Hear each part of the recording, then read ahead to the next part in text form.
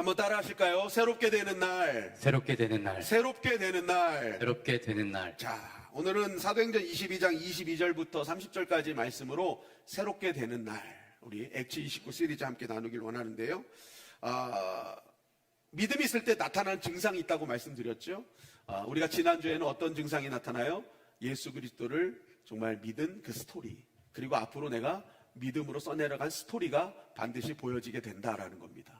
그러니까 여러분, 믿음의 사람은요, 이 믿음의 스토리를 쓰게 돼 있는 거예요. 헛된 상상의 스토리, 앞으로 벌어지지도 않을 일, 그런 스토리 쓰는 게 아니라 하나님께서 역사하실 스토리를 쓰는 사람이 믿음의 사람이라는 거죠. 아멘. 정말 내 머릿속에 앞으로 일들이 막 불안할지라도 그 불안한 모든 것들을 바꾸실 하나님의 역사의 스토리를 쓰는 사람이 믿음의 사람이다라는 것입니다. 아멘. 바로 바울은 그러한 믿음의 스토리를 써내려갔고, 그러한 믿음의 스토리를 써내려간 바울에게 하는 믿음에 따른 증상들을 허락해 주셨다라는 것입니다. 여러분, 저와 여러분들이 그러한 믿음의 스토리를 써내려가시기를 주님의 이름으로 간절히 축원합니다. 아멘. 여러분, 하나님께서 우리에게 가장 원하는 것이 무엇일까? 하나님께서 기뻐하시는 것이 무엇일까? 나를 볼 때 뭘 제일 기뻐하실까요? 열심히 예배드리는 거? 열심히 기도하는 거? 열심히 직분 생활하는 거? 열심히 사명 감당하는 거? 여러분, 이것도 정말 하나님 기뻐하시는 일이라고 저는 생각을 합니다. 그런데 이렇게 충성스럽게 무언가를 하기 전에 여러분, 하나님이 정말 기뻐하시기 위해서는요, 이것에 선행돼야 될 것이 있습니다. 정말 이거 너무너무 중요한 거예요. 내가 직분 감당하고 사명 감당하고 뭘 하고 예배하고 기도하는 것보다 더 먼저 반드시 거쳐야 될 과정이 있습니다. 우리 에베소서 4장 22절 말씀 다 같이 한번 읽어보겠습니다. 시작. 너희는 유혹의 욕심을 따라 썩어져가는 구습을 따르는 옛 사람을 벗어버리고 오직 너희의 심령이 새롭게 되어 하나님을 따라 의와 진리의 거룩함으로 지으심을 받은 새 사람을 입으라. 여러분, 이 모든 것을 하기 전에 먼저 선행돼야 될 것이 있다면 옛 사람을 벗어버리고 새 사람을 입어야 된다는 겁니다. 내 마음의 변화를 받아서, 내 영이 변화를 받아서 반드시 옛 사람을 벗고 새 사람으로 가는 과정이 있어야 된다라는 것입니다. 왜냐면요, 우리의 실존은 뭐냐면 옛사람이잖아요. 근데 그 옛사람은 어떤 사람이냐면 유혹의 욕심을 따라 썩어져 가는 존재라는 거예요. 매일 육체의 욕심을 따라 살기 때문에 결국 그렇게 따라 사는 존재는 나중에 썩어질 존재로 끝난다라는 겁니다. 그러니까 하나님께서는 뭐예요? 우리가 그런 존재로 살길 원하시는 게 아니에요. 그냥 육체를 따라 썩어져 가는 존재가 아니라 영으로 새롭게 되어 하나님의 뜻으로 변화된 새 사람으로 되기를 하나님은 원하시는 거죠. 아멘. 그럴 때 여러분, 우리에게 주어지는 새 은혜를 우리가 마음껏 누리고 새 능력을 마음껏 누리게 되기 때문인 것이죠. 여러분, 만약 내가 변화되지 않고 옛사람으로 남게 되면 어떻게 될까요? 여러분, 분명히 하나님의 일들을 일이라고 생각해서 충성스럽게 하지만 그것이 하나님의 영광이 아닌 내 영광을 위해서 살아갈 수밖에 없게 된다라는 것입니다. 하면 할수록 하나님 뜻과는 전혀 다른 길로 갈 수 있다라는 거죠. 예배와 기도가요, 정말 하나님께 영광이 아니라 하나님 뜻을 묻는 게 아니라 나의 욕망을 채우는 도구로 사용할 수 있다.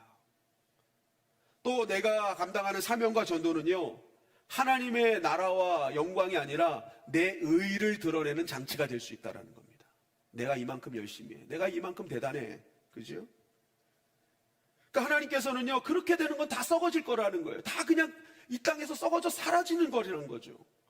진짜 하늘의 영광과 상급과 은혜는요, 어떤 사람이요? 새 사람 입은 사람. 이 예배와 기도와 한 번이 하나님과 연결되는 통로를 사용하고, 내가 드려지는 사명과 전도가 나의 영광이 아닌 하나님의 영광을 위해 여러분 쓰여지게 될 때, 그것이 진짜 하나님이 기뻐하시고 원하시는 참된 하나님의 사람으로 보여질 수 있다라는 것입니다. 한번 따라할까요? 옛사람을 벗고 옛사람을 벗고 새 사람을 입으라. 새 사람을 입으라.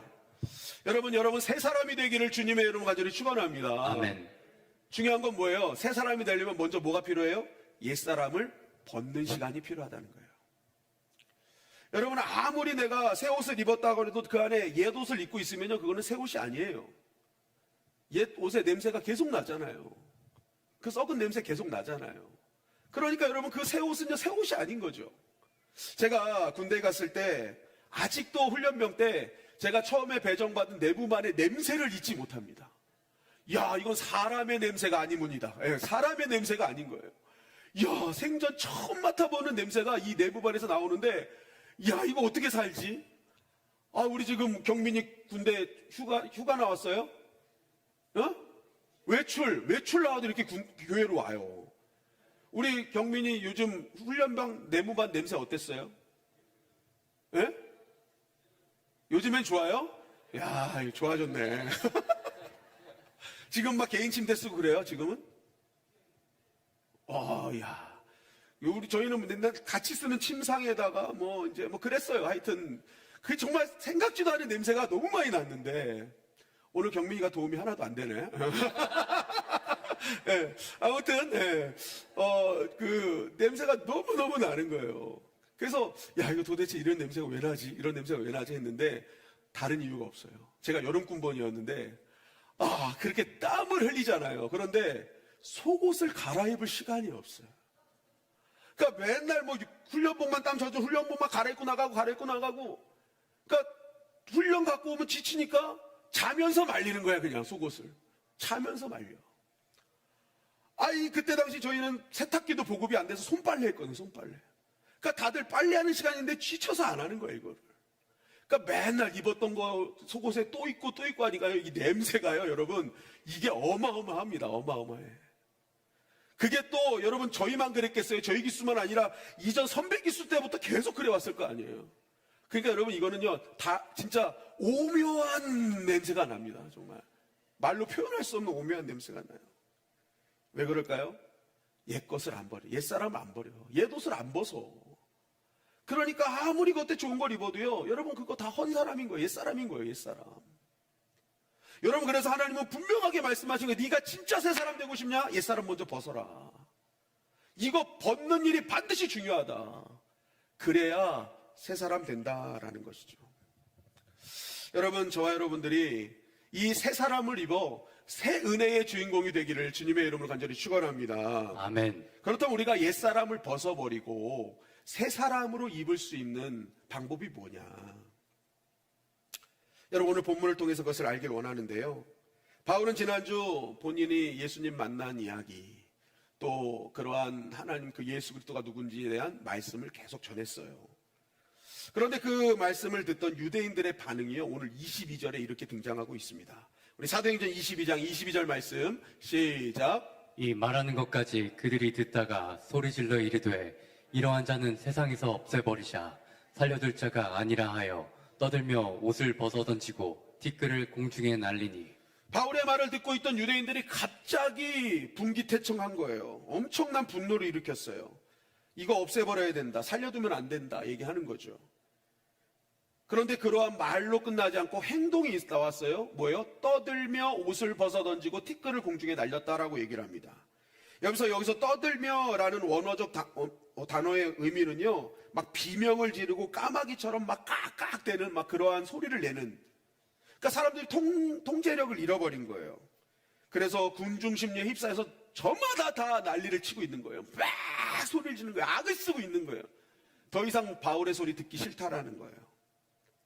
또 옷을 벗어 던졌대죠. 여기는 내동쟁이 친 거예요. 공중에 던져버린 겁니다. 여러분, 이것이 유대인들에게는요, 굉장히 중요한 의미를 담고 있는데, 첫째는요, 유대인들은요, 도저히 용납할 수 없는 말을 들었을 때 옷을 찢어서 벗어 던지는 행동을 해요.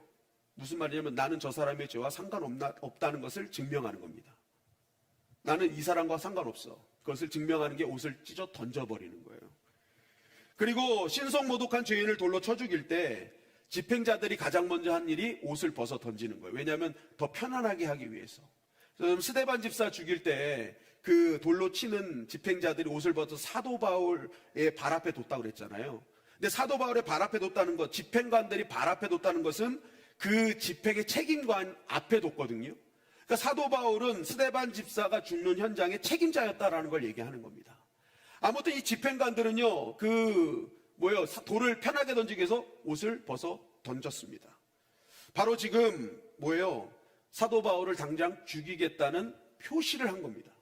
너 계속 말하면 진짜 죽일 거야. 이렇게 표현을 했다라는 거죠. 또 티끌을 공중에 날렸습니다. 이것은 흙먼지를 움켜쥐고 그냥 하늘에 던져버린 거예요.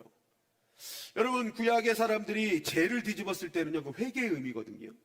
근데 이것을 다시 공중에 뿌렸다는 것은 굉장한 분노와 저주를 표출하는 겁니다. 표출하는 거예요. 그러니까 지금 유대인들이요, 막 떠들고 옷을 던지고 티끌을 날렸다라는 표현은요, 더 이상 너 말을 난 들을 수가 없다. 그리고 너는 이제 우리한테 죽을 거야. 나는 이런 분노의 표시를 보여주고 있다라는 겁니다. 어마어마한 광기를 보여주는 것이죠. 사도 바울의 말씀에 이들은 엄청난 광분을 드러냈다라는 것입니다. 여러분, 많은 말씀 중에 왜 성경은 이 말씀을 기록할 수밖에 없었는가? 이것이 굉장히 중요한 의미를 담고 있기 때문에 그렇습니다.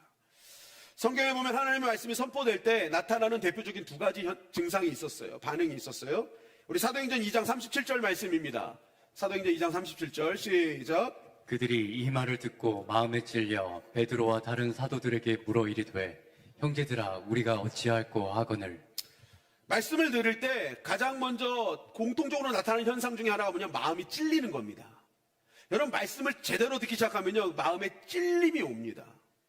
지금 이들도 마찬가지예요. 지금 베드로와 사도들의 말씀, 예수 그리스도 십자가에 못 박은 것 당신들이다라는 이 말씀에 찔렸어요. 아무런 죄도 없는 예수 그리스도를 너희가 십자가에 못 박았다. 엄청난 죄책감이 몰려온 겁니다. 통회함이 몰려온 거예요. 그런데 그때 어떤 반응으로 왔어요? 찔림이 오니까 우리 어떻게 해야 돼요? 하면서 이제 다르게 날 살려면 어떻게 해야 돼? 이 죄를 회개해봤고 이 죄를 해결하려면 어떻게 해야 됩니까? 라는 반응으로 등장했다라는 거예요. 이거 어떻게 합니까? 어떻게 합니까? 즉 말씀을 들을 때 자신의 잘못이 잘못됐다는 걸 깨닫는 거예요. 그리고 깨닫는 것을 넘어서 이제는 어떻게 살아야 이 모든 것이 용서가 되고 정말 하나님 기뻐하시는 것을 살 수 있습니까? 라는 반응으로 나왔다라는 거죠. 그런데 또 한 가지 반응이 있어요. 사도행전 7장 54절 말씀입니다. 시작. 그들이 이 말을 듣고 마음에 찔려 그를 향하여 이를 갈거늘. 네, 스데반 집사님의 전파된 예수 그리스도의 복음을 듣고 이들 역시도 마음에 찔렸습니다. 동일하게 찔려요. 여러분, 하나님 말씀이 들려오면요, 정말 말씀에 집중하는 자들에게는 반드시 나타나는 현상이 마음에 찔림이 옵니다. 찔림이 와요. 그런데 이들도 마음이 찔렸는데 이들의 반응은 뭐예요? 이를 갈았다라는 겁니다. 베드로의 말씀을 들은 자들은 베드로를 바라보면서 어떻게 합니까? 하면서 자신의 그러한 연약함과 부족함을 인정하고 돌이키려고 하는 반응이 있었는데 이들은 말씀을 전하는 스데반을 향해 이를 가는 일이 벌어졌대요. 마음에 찔렸는데. 여기서 이를 갈다라는 에브리콘이라는 단어거든요. 이게 브리코로라는 단어로서 짐승이 먹이를 잡아먹기 전에 으르렁대는 그런 거예요. 짐승같이, 그죠? 아주 적대감을 드러내는 거죠. 집에 있는 반려견이 하는 거랑 다른 겁니다, 여러분. 이건 완전 진짜 짐승이, 완전 진짜 엄청난 짐승이 으르렁거리는 거예요. 여러분 한번 생각해 보십시오. 동일한 말씀이 증거됐습니다. 그래서 둘 다 마음이 찔렸어요. 그런데 한쪽에서는 어떻게 할까 하면 탄식이 나왔고 한쪽에서는 이를 가는 반응이 있었다라는 것입니다. 여러분, 이것을 통해 우리가 알 수 있는 것은요, 하나님의 말씀 살아있다라는 겁니다. 그래서 그 말씀을 제대로 듣는 사람들 사이에는 마음에 찔림이 있다라는 거예요. 찔림이 있다. 근데 중요한 건 뭐예요? 찔리는 것은 다 비슷한 현상이지만 그 뒤에 반응에 따라 인생이 달라질 수밖에 없다라는 거예요. 그 찔림을 통해 어떤 이들은 회개의 반응으로 가고 어떤 이들은 분노의 반응으로 간다. 결국 그 반응의 차이가 뭐예요? 인생의 차이로 결정난다라는 것입니다. 왜 여러분 성경은 말씀 후의 반응에 집중할까요? 그게 바로 옛사람을 얻고 새사람을 입는 기준이 말씀임을 강조하고 있기 때문에 그렇습니다. 아멘. 여러분, 옛사람과 새사람을 어떻게 우리가 기준을 나눌 수 있을까? 하나님의 뜻에 합당한 삶을 사는 것, 그렇지 않은 사람은 어떤 것으로 기준이 될까? 말씀이라는 거예요. 말씀을 어떻게 받느냐에 따라 새사람이 될 수 있고 옛사람이 될 수 있다라는 겁니다. 여러분, 새 사람과 옛 사람의 기준은 말씀인 거예요. 다른 것이 기준이 될 수 없다. 왜요? 그 말씀으로 인해 변화된 새 사람과 아닌 사람의 결과값이 완전 다르기 때문에 그렇습니다. 사도행전 2장 38절 말씀 다 같이 한번 읽어볼까요? 사도행전 2장 38절 시작. 베드로가 이르되 너희가 회개하여 각각 예수 그리스도의 이름으로 세례를 받고 죄 사함을 받으라. 그리하면 성령의 선물을 받으리니 그 말을 받은 사람들은 세례를 받음에 이 날에 신도의 수가 3,000이나 더하더라. 그 말씀을 듣고 회개의 자리로 나가 죄 사함을 얻은 이들은 뭐예요? 세례를 받고 그 위에 또 성령의 충만을 받고 어마어마한 뭐예요? 대부흥의 축복을 받게 됐다는 거죠. 그러나 이 회개의 자리로 나가지 않고 일을 간 자들은 어떤 결과가 있었습니까? 사도행전 7장 51절 말씀 시작. 목이 곧고 마음과 귀에 할례를 받지 못한 사람들아 너희도 너희 조상과 같이 항상 성령을 거스리는도다. 여러분, 말씀을 듣고 일을 간 자들의 결론은 뭐예요? 성령을 거스리는 자가 됩니다. 옛사람의 모습, 썩어져 가는 것만 구하게 돼요. 결국 뭐예요? 성령을 거스려 스데반을 죽이죠. 그러니까 여러분, 이 말씀으로 변화됐느냐 안 됐느냐 차이는 너무 극명하게 차이가 나는 것입니다. 정말 말씀으로 변화된 자는 이 땅에서 또 영원한 하늘나라에서 정말 상급받고 큰 은혜를 누리는데, 이 땅에서 말씀으로 변화되지 않고 이를 갈던 자들은 늘 성령을 거스리는 존재로 결국 썩어져가는 존재로 끝나버리고 만다라는 것입니다. 여러분, 우리가 기억해야 될 것은요, 가인과 아벨, 특별히 형이 동생을 죽인 사건은요, 예배 후에 일어났다는 것을 기억해야 됩니다. 가인은 예배를 안 드린 사람이 아니에요. 예배를 같이 아벨과 드렸던 사람입니다. 나름 자신의 최선을 다해 예배를 드렸던 사람이에요. 근데 문제는 뭐예요? 자기 뜻대로. 하나님께서는 그 재물의 문제보다는 가인과 그 재물을 받지 않으셨다니 가인을 먼저 등장합니다. 가인 자체의 중심이 잘못된 거예요.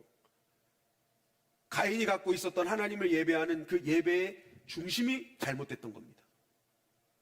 하나님 그걸 보신 거예요. 그 예배가, 그 중심이 잘못되니까 내 뜻과 내 의를 드러내는 예배를 드리니까 결국 예배 후에 동생을 죽이는 자로 나아가더라는 거예요. 말씀으로 변화를 봐라. 예배로 변화를 받은 것이 아니었던 겁니다. 오히려 일을 가는 자가 됐던 겁니다. 내 예배는 왜 안 드려? 내 예배는 왜 안 받아줘? 왜 제 예배만 받아줘? 그 안에 극심한 시기와 질투, 성령을 거스리는 마음. 결국 그 예배 후에 뭐예요? 동생을 죽이는 일이 벌어졌다라는 겁니다.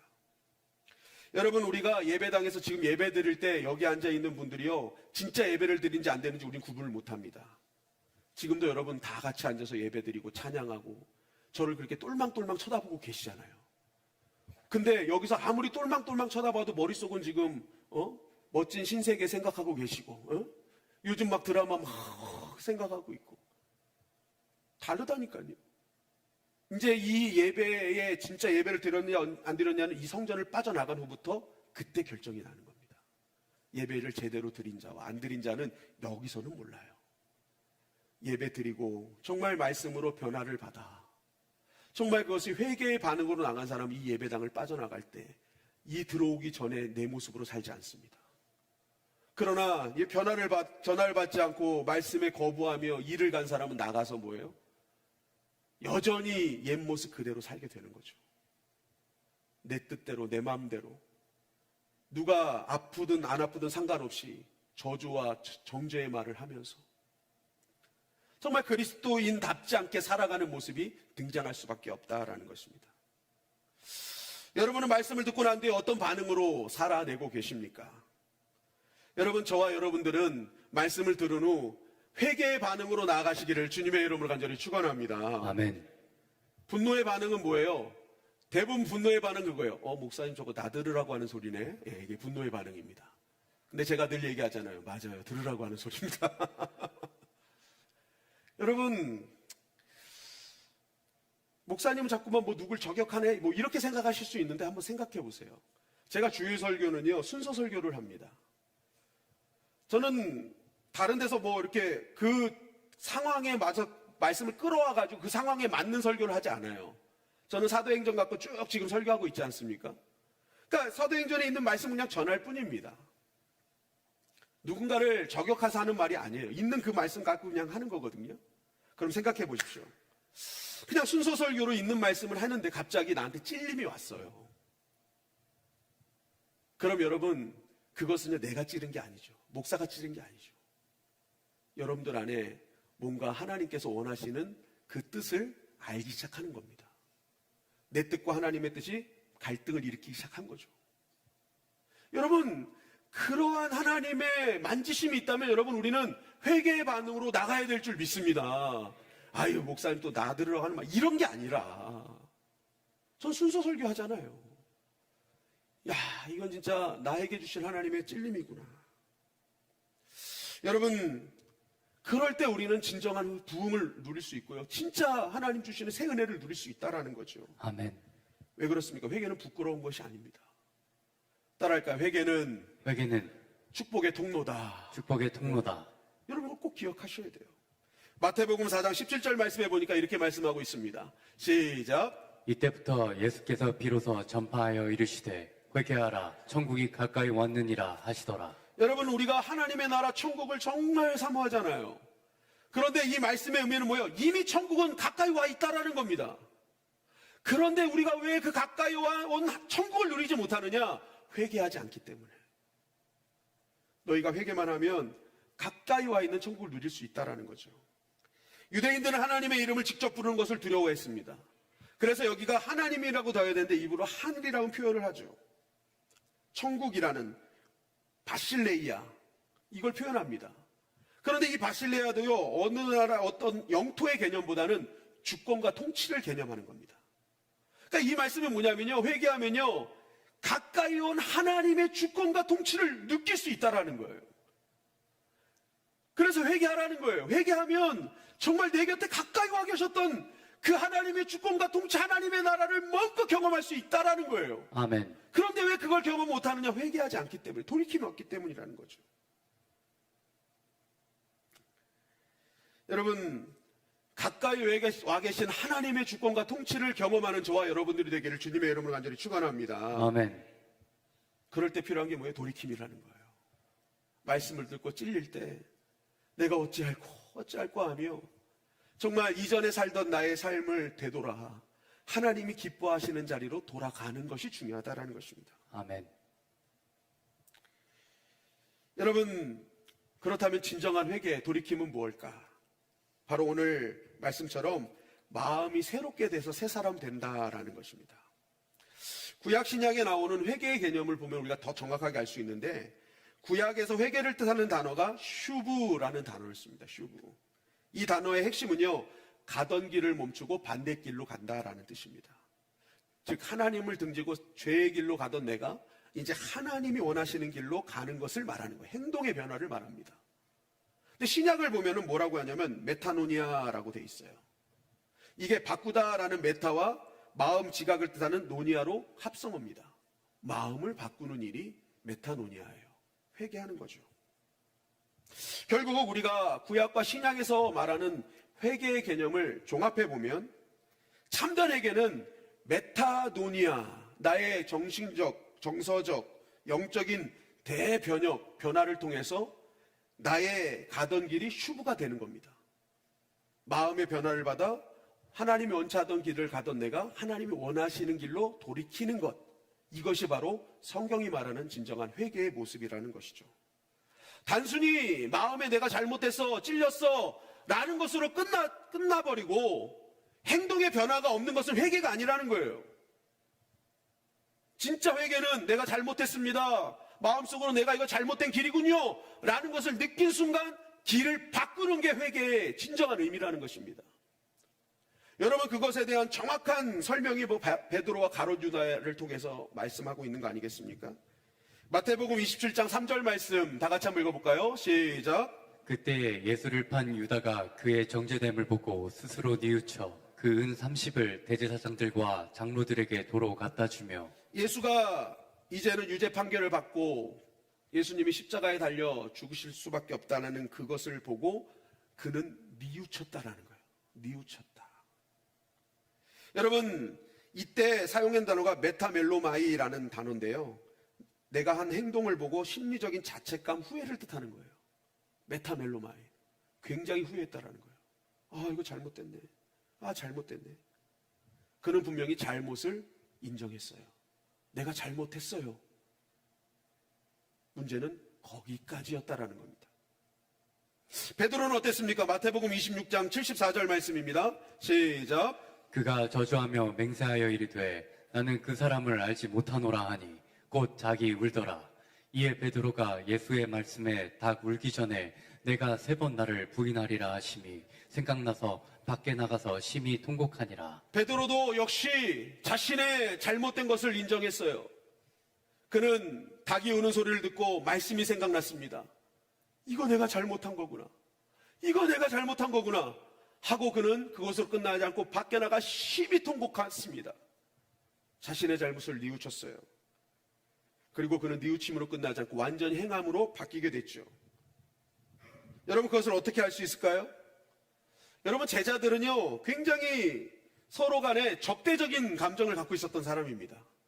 예수님이 이 로마를 흔들고 정치적 메시아로 등장할 것을 생각하면서 누가 오른쪽에 설까 누가 왼쪽에 설까를 그거 갖고 싸우던 자들이었어요. 여러분, 야고보 요한의 어머니가 막 치맛바람 날리면서 왕 되시면 내 아들 좌편에 우편에 해달라고 했을 때 제자들이 다 분노했잖아요. 무슨 말이에요? 똑같은 생각 갖고 있었다라는 겁니다. 서로 그 마음의 시기와 질투로 너까지 게, 니까지 게, 내까지 게 막 그러면서 너보단 내가 낫지. 아니, 너 같은 게 뭐? 하면서 뭐예요? 예수님 곁에 있던 제자들조차도 뭐예요?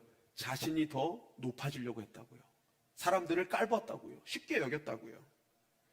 그런데 그런 제자들이요, 한순간에 달라지죠. 사도행전 2장 14절 말씀을 다 같이 한번 읽어볼까요? 사도행전 2장 14절 말씀 없나요? 사도행전 2장 14절 말씀 제가 읽어드릴게요. 베드로가 11 사도와 함께 서서 소리를 높여 이르되 유대인들과 예루살렘에 사는 모든 사람들아, 이를 너희로 알게 할 것이니 내 말에 귀를 기울이라. 조금 전까지 내가 높다 네가 높다 싸우던 이들, 그런데 지금 사도행전에 보면 베드로와 11 사도가 함께 서서, 옛날 변하지 않는 이들이었으면요, 야, 누가 메인 스피커가 될 거야, 내가 너보다 말 잘해, 넌 내 아래야 하면서 막 서로 싸웠을 겁니다. 그런데 이들은 뭐예요? 이제 싸우지 않아요. 함께 서서 주의 말씀을 증거합니다. 나보다 능력이 없어 나서지지 말고, 야, 저렇게 능력 없는 사람을 앞세워? 이런 지적이 없더라는 거예요.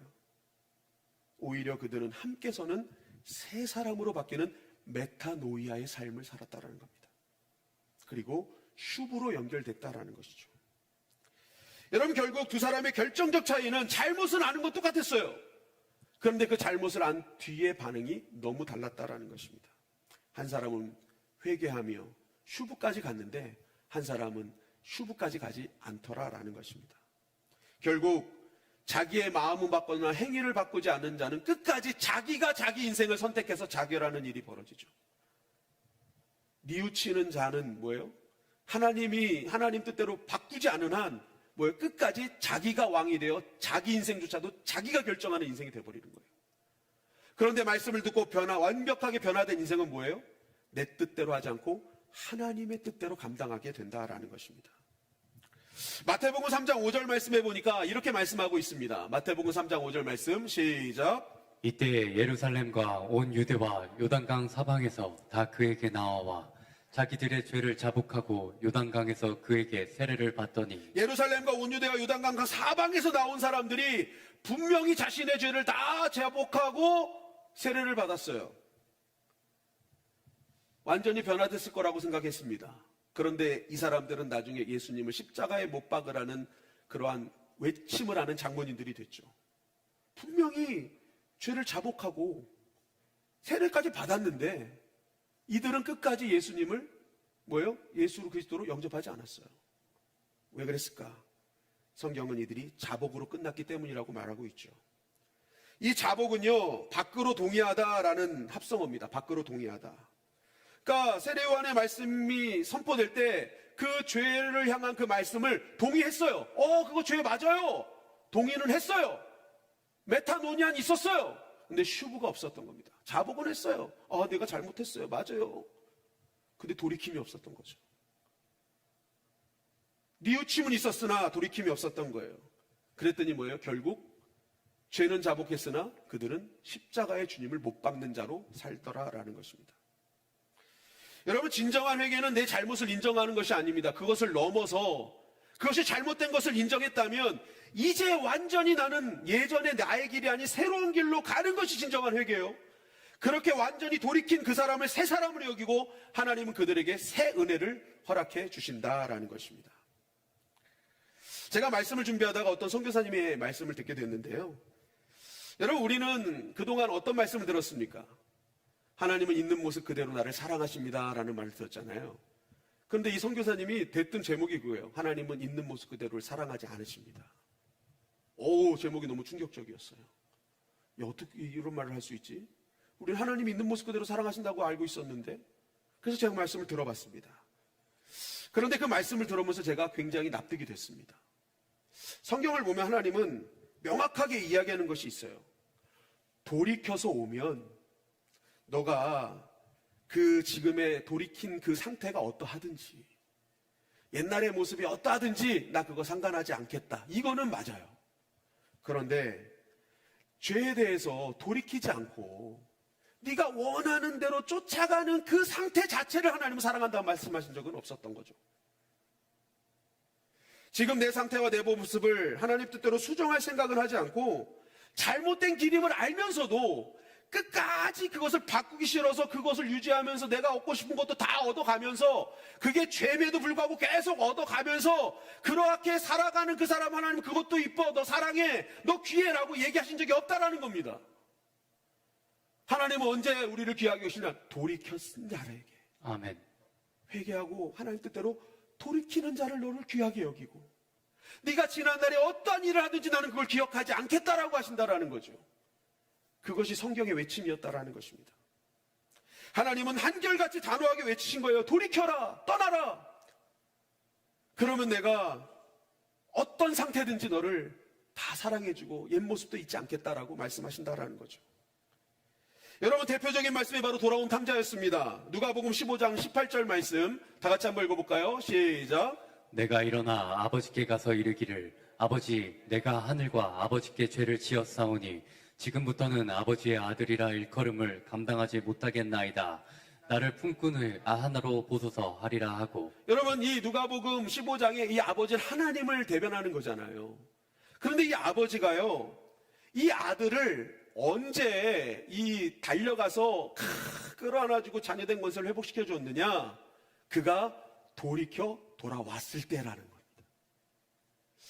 그가 아버지 재산을 가지고 유산 달라고 해서 가가지고 방탕한 중에 방탕한 삶을 살 때는요, 한 번도 아버지가 찾아간 적이 없습니다.